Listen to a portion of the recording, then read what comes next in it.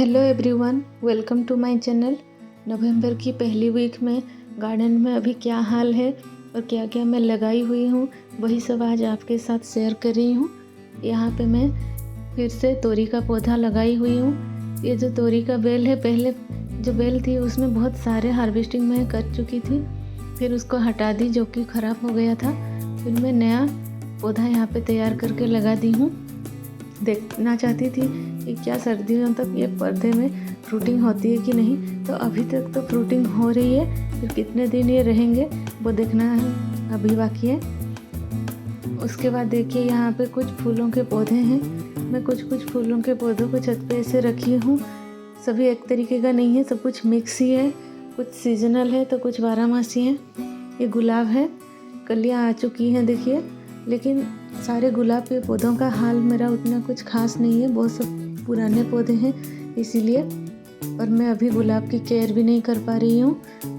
यहाँ पे कुछ सदाबहार के पौधे हैं जिनको कि केयर की ज़रूरत ही नहीं होती, बस पानी कम डालने से ही हो जाता है और उसके ऊपर थोड़ा बहुत कुछ फर्टिलाइज़र लिक्विड वगैरह बना के दे देने से भी हो जाता है। तो सदाबहार एक ऐसा पौधा है जो बिना केयर के बहुत अच्छे से ही खिलता है। मुझे बहुत ही पसंद है सदाबहार, हर एक कलर का लगाने की कोशिश करती हूँ मैं। ये चित्रा के फूल हैं, बहुत ही प्यारे फूल है और काफ़ी सारी कलियाँ इसमें आई हुई हैं। साथ ही में कुछ मिक्स पौधे भी यहाँ पे हैं, जो भी मेरे पास अवेलेबल है मैं यहीं पे सब रख दी हूँ। कोलियस भी है एक यहाँ पे, और एक कॉर्नर पे मैं अपराजिता की बेल लगाई हूँ जो मल्टी पेटल में आते हैं वही। जब ये पौधा सूखने लगता है मैं काट देती हूँ, फिर से ये नई ग्रोथ पकड़ लेता है और बहुत अच्छा लगता है। अपराजिता के फूल बहुत पसंद है मुझे। और साथ में ये देखिए कुछ यहाँ पे और भी फूलों के पौधे हैं, जिनमें से कुछ गर्मियों के हैं जिनको मैं थोड़े काट दी हूँ। अभी इनमें सारे फूल नहीं हैं क्योंकि अभी इनका डोरमेंसी है। ये एक हाइब्रिड वैरायटी का हार सिंगार का पौधा है जो छोटे में ही फूल खिलते हैं। मेरे पास देसी भी है जो कि अभी नहीं खिल रहा है, लेकिन हाइब्रिड वैरायटी का यही खासियत है कि छोटे से पौधे में भी फूल हो जाते हैं। उसमें फूल आ गए हैं और कुछ गर्मियों के जो मोगरा वगैरह हैं वो सब अभी उनका कटाई में कर दी थी, इसीलिए उनमें अभी फूल नहीं है, अभी वो डोरमेंसी में ही है, अभी फूल नहीं आएंगे। करी पत्ता का एक पौधा है यहाँ पे जो घर की ज़रूरत के लिए काफ़ी है, बहुत अच्छा ग्रोथ है। करी पत्ता का भी वही सेम हाल होगा, ज़्यादा ठंड आने से करी पत्ता भी डोरमेंसी में जाएगा, लेकिन जितने भी पत्ते होंगे वो काम चल जाएंगे। फिर बाद में तो गर्मियाँ आने से फिर से इसकी बाहर आ जाएगी करी पत्ते में। उसके साथ ही में एक मिर्च का पौधा अपने आप उग गया था, उसको मैं नहीं हटाई। उसमें काफ़ी सारी मिर्चें भी लगी हुई हैं।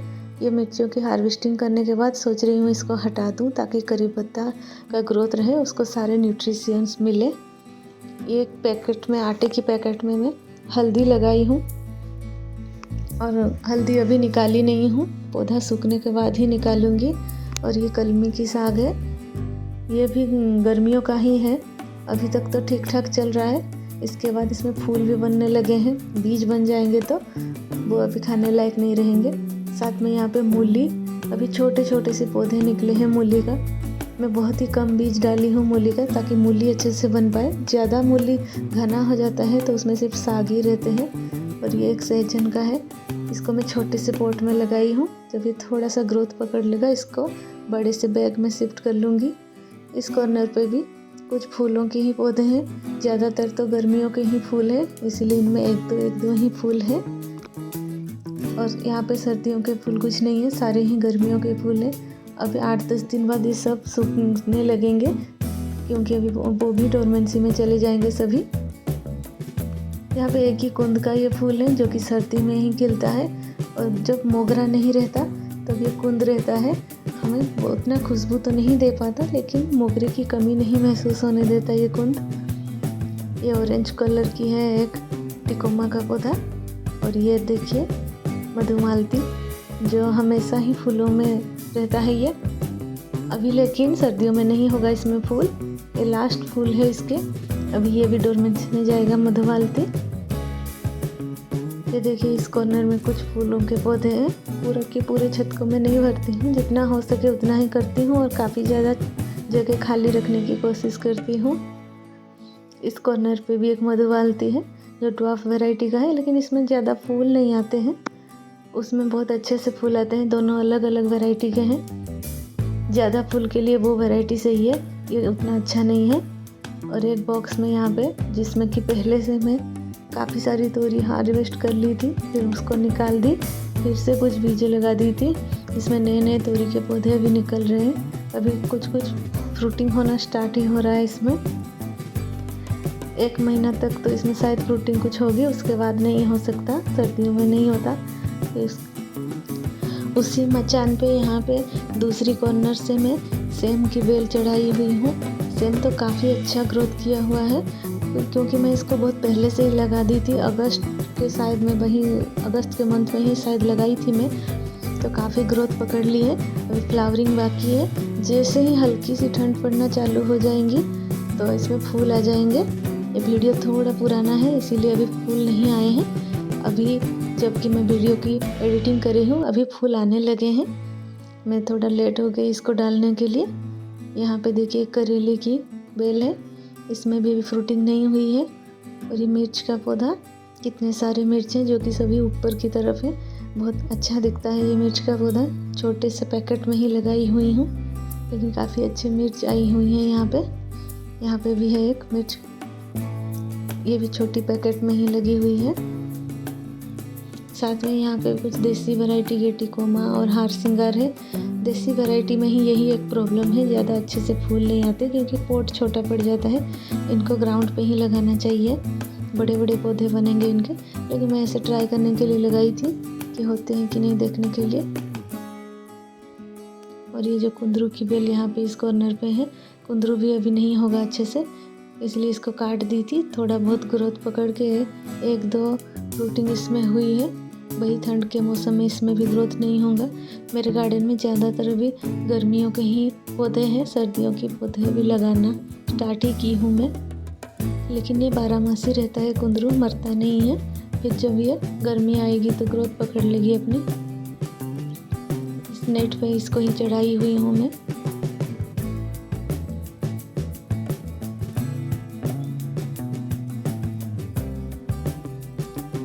यहाँ पे एक बड़ी सी बाल्टी है पुरानी सी, जिसमें मैं 2-3 तरीके की सब्जियाँ लगा देती हूँ। इसमें कि लौकी है, अभी छोटा ही पौधा है, अभी ज़्यादा लंबा नहीं हुआ है ये। और इसके अंदर ही एक बरबटी अपने आप से उग गई है, जो पहले से ही थी, ये शायद उसी के बीज गिर के हो गए होंगे। और खीरे का पौधा भी इसके अंदर है। देखते हैं कौन सा कैसा फ्रूटिंग करता है, कितना ग्रोथ होता है उसमें। मैं तो केयर तो कर ही रही हूँ। यहाँ पे कुछ गुलाब के पौधे हैं, जिनके अंदर देखिए भिंडी के पुराने पौधे हैं जिनको हटाना बाकी है। और उसके अंदर मैंने हटाने से पहले ही डालिया का फूल का पौधा लगा दी। फिर मैं भिंडी को हटा दूँगी जो कि ख़राब हो रुके हैं। यहाँ पे साग के बीज डाली थी, जो कि काफ़ी अच्छा जर्मिनेशन है। यहाँ पे देखिए बहुत अच्छे से उग गए हैं सभी। और कुछ बाकी पॉट में भी डाली हुई हूँ, धनिया वगैरह, उनका ग्रोथ अभी बाकी है। ग्रोथ वो अभी निकले ही नहीं हैं। एक बार निकल जाते हैं ना, थोड़ा टाइम तो लगता है, फिर अच्छे से ग्रोथ पकड़ लेते हैं। यहाँ पे देखिए सभी अभी निकलना बाकी है। और कुछ पौधे से खाली भी हैं, कुछ और लगाऊंगी सोच रही हूँ। यहाँ पे पोई की मैं हार्वेस्टिंग कर ली थी, पूरी तरह से हार्वेस्टिंग कर ली, इसीलिए अभी खाली दिख रहा है। उसके अंदर ही कुछ टमाटर के पौधे हैं जो अभी अपना ग्रोथ स्टार्ट कर रहे हैं। पोई को मैं हार्वेस्टिंग के बाद भी उसको रखी हुई हूँ, लेकिन मैं निकाल दूँगी जब टमाटर का ग्रोथ थोड़ा अच्छा हो जाएगा।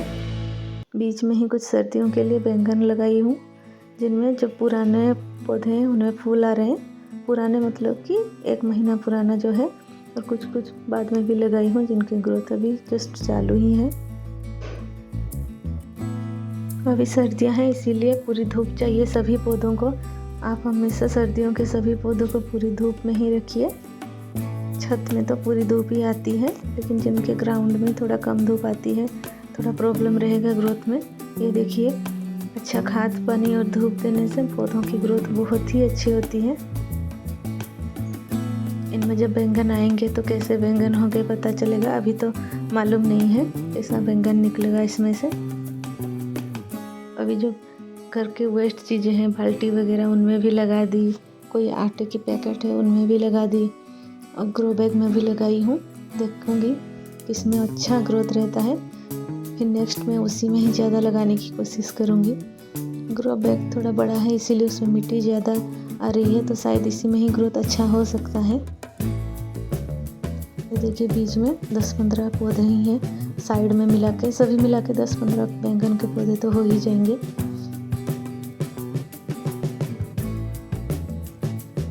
अभी भी कुछ पॉट वगैरह खाली आपको दिख रहे होंगे, उनमें भी कुछ लगाना बाकी है। मुझे अभी धनिया ही लगाना है, ज़्यादा करके साग और धनिया।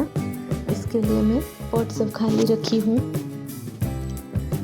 चावल की बोरियों में भी कुछ बैंगन के पौधे हैं। चावल की बोरियों में मिट्टी काफ़ी आ गई है, इसीलिए लगता है उनकी ग्रोथ ज़्यादा अच्छी रहेगी। ये देखिए 4-5 ही होंगे यहाँ पे चावल की बोरियाँ, उनमें भी मैं कुछ बैंगन के पौधे लगा दी। इस तरह से देखिए मैंने छत के चारों कोने कोने में ही लगाई हूँ। आप लोगों के पास अगर ऐसे खाली जगह कुछ है तो आप लोग भी गार्डनिंग कीजिए।